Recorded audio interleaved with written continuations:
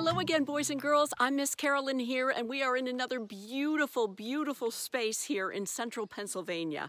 Welcome to our virtual summer camp, and today we're going to take a look at a beautiful area that's a little bit similar to the continent Europe.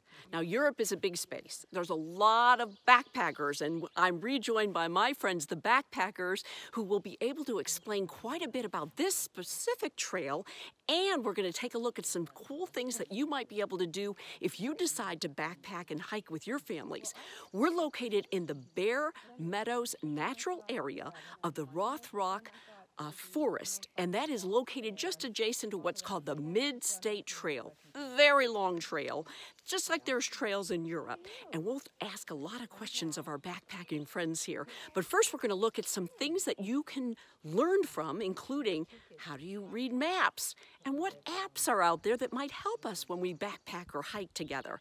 Let's meet our friends again and explore. Joining me right now, we have Carolyn and her daughter Allison, who've joined us on this wonderful backpacking hike. And we have Kat and Kristen here once again, and they are carrying their backpacks. Before we get started, we wanted to take a look at some of the tools. And I see we've got a special map to kind of get us started. You want to explain how you read maps and how this all takes place? Well, we have decided to take you to Bear Meadows, and the Bear Meadows is right here on the map. And we are going to go on a short trail called the Jean Aaron Path and then hike all the way around Bear Meadows and back. So it's a loop hike, something that you could do with your family. It's not a very challenging hike, but it's got a lot to recommend it. When we look at these maps, and again, I do want to point out that the ones that we're using are from called the Purple Lizard Map Company. And that gentleman is right in State College, and he's developed quite a series of maps. Now, you do have to buy these, and there's free maps available a lot of places and online. But what can you give us a basic primer on what all these lines mean on these maps? And I'll try to follow along. Well, one of the very exciting things about this map is that it shows you how to connect to one of the longest trails that goes through Pennsylvania near here, which is called the MidState Trail. And if you might recall, boys and girls, we were at on the Standing Stone Trail the last time that we hiked. You can hike from here all the way to where we were the last time we did our filming. Sometimes the lines get really close together and sometimes they spread out. Kristen, what's the difference? Well, you can see these little lines here that are closer together. That means it's really steep there. So that means you're getting closer and closer and you're going up a hill. Whereas when they spread further apart, that's kind of a flatter area. So when you see the lines getting close together, you know to start hiking really hard because you'll be going up a big hill. Carolyn and Allison, I understand you use some cool apps to help you along the way as well. We sure do. We use something called All Trails. The reason I like it is because I just click on there and it shows me exactly where I am. This blue dot is me. So I don't have to be able to read the map as well as some people. I can just look on here and see the blue dot, and that's where I am. And Allison, will start out and ask you, trust your mom with the All Trails app when you're out hiking and backpacking? Yeah. It's an easy way. And it's a free app, right? You can download it? It is a free app. You can download it. If you want to be able to do offline, that's an extra purchase. But we have cell service here, so anywhere that you have cell service, you can use All Trails. The first of this kind of app that I learned about was when we were in Baxter State Park, where there was no ability to get any kind of reception. And we were hiking with a friend that had downloaded the Gaia app, and it's right here. And here I have picked the Find Where I Am, and it has told me that I am right here at Bear Meadows. And there's the symbol for Bear Meadows. And what was great to learn is that it runs off of satellites, so you download the maps before you go, and it doesn't matter if you have any connectivity, you will be able to see where you are in something as vast as a region such as we were in Baxter State Park. It was quite comforting. That's great. Is that a free app as well? It's free. Of course, you can always upgrade. Of course. What kind of backpacks are we carrying today, and how heavy are they? Well, it's a lot lighter than I normally carry because I don't have all of my food in it. this time, just one night's worth of food. How about you? How much do you have in yours? I have all my gear and all my food again, so 35 pounds approximately. Allison, how about you? I don't have all my food or all my clothes, so it's not very heavy right now. And Mom. And I've only got part of my food, so mine's about 20. Now, sometimes you practice with your backpacks on, right? When you're getting ready to go on a long backpack journey? Absolutely. I went out this morning with my backpack on to get ready for a hike that Kristen and I are doing later. All right, we're turning. Yes.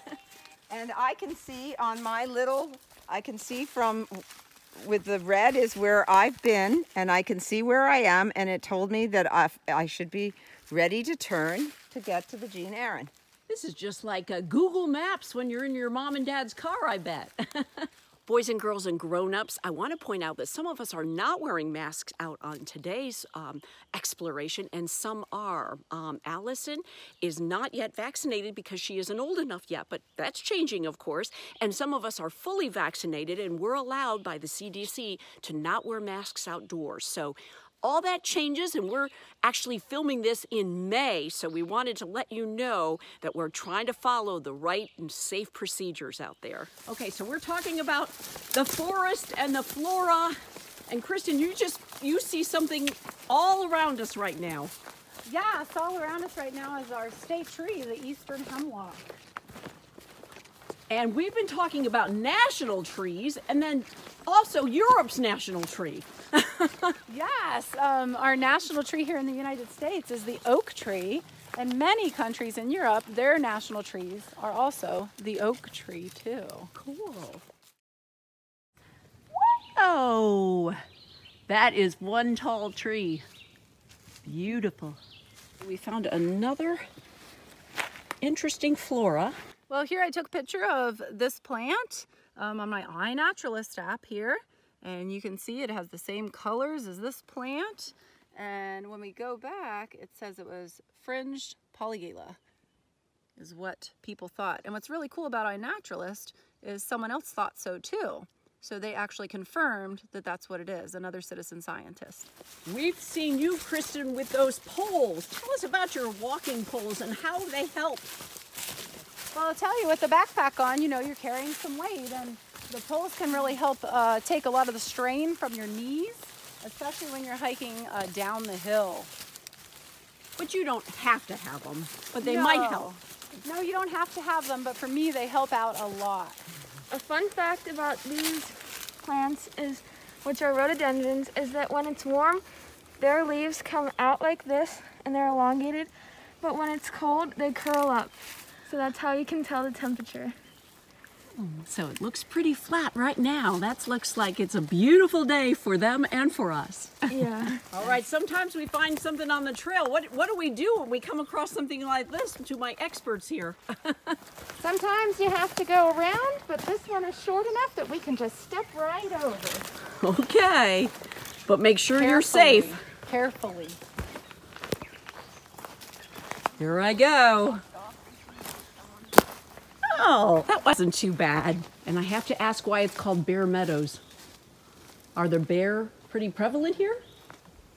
I think the bear are prevalent all through Rock State Forest, but meadows would be like the swampiness of the meadow.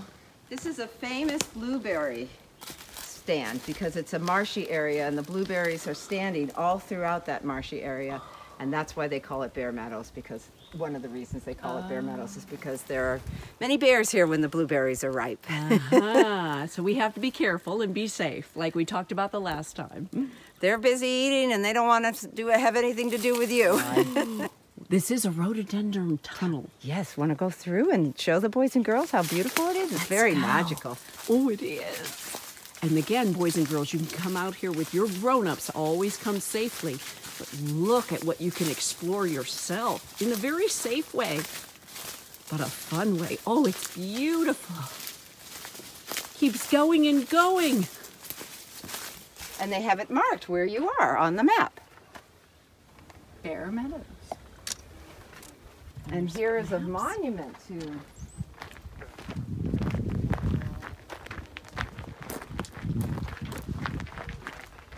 Tell us about this. Well, so it's a national natural landmark. So it's been preserved because of its exceptional value. Does that mean it can't be anything but what it is now? It's protected, and if you can listen, you'll hear lots of bird life here, and we were just listening to a green frog.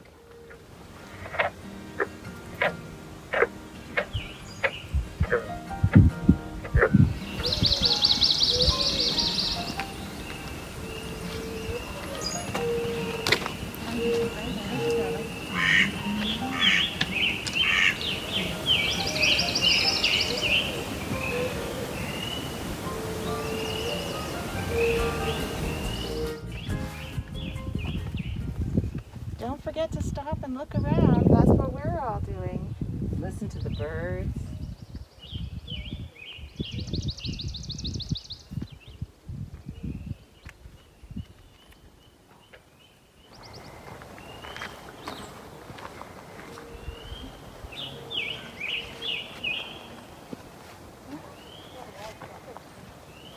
You can see all of these tracks from some animal coming in here, and if I put my foot in there, I might go in up to my knee.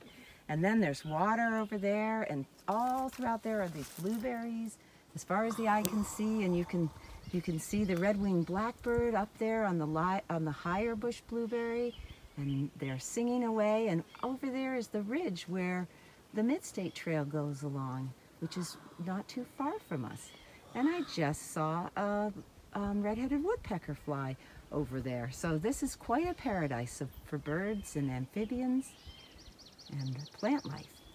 These will be blooming in July. Usually they're at their peak around July 4th. And they get beautiful big white flowers on them. And it's all through here. You'll be walking right through it. You can see last year's flowers here. And this year, whoa. Uh-oh. And this year's flowers here. See how tall the bushes are compared to you, Kristen. Oh my goodness. They're probably about 12 feet tall here. I think they're 2.5, Kristen. There she goes.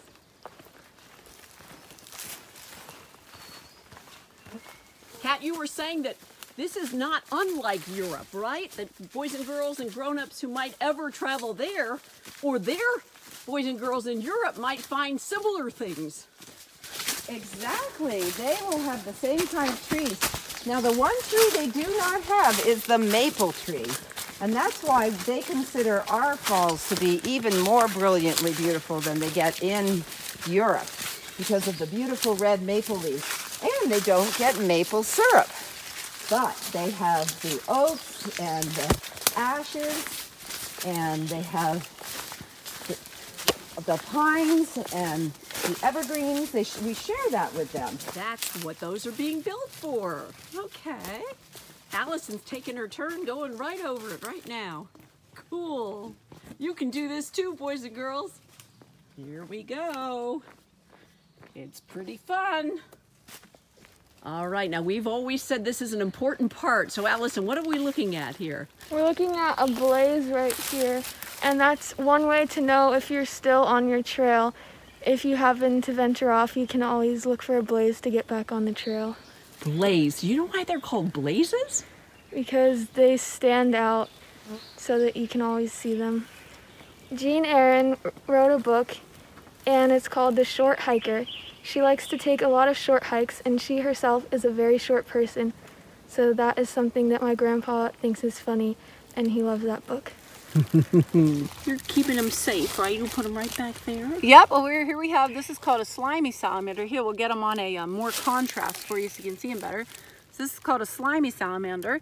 And we're not touching the salamander with our bare hands. We try not to touch any amphibians with our bare hands because everything from your hands goes right into their skin. So any hand sanitizer or soaps or anything you have on your skin can go right into their skin. So we never touch them with our bare hands. He's checking us out. Yes. And he's looking like he would be part of nature, I guess. And that's part of his disguise, right? Well, Bear Meadows is an important amphibian and reptile area, so he's making use of it too. And when we put him back under the log, we always put the log back first, where we found it. Okay. Right where we found it. And then we release him next to the log so that the salamander can find its own way back under. That way, no one gets trapped under the log, and he can find his way back in. Bye-bye. Well, boys and girls and grown-ups, we've come to the end of the trail for today, but we want to thank our special backpackers and say, wave goodbye, but only for now, right? We'll see you out on the trail somewhere, right, guys? See you on the trail.